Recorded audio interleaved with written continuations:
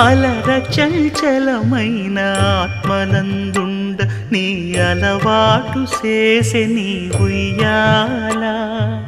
అలర చంచలమైన ఆత్మలందుండని అలవాటు చేసే నీ ఉయ్యాల పలుమారు ఉచ్ఛ్వాస పవనమందుండ నీ భావంబు తెలిపే నీ ఉయ్యాల పలుమారు ఉచ్ఛ్వాస పవనమందుండని నీ భావంబు తెలిపే నీ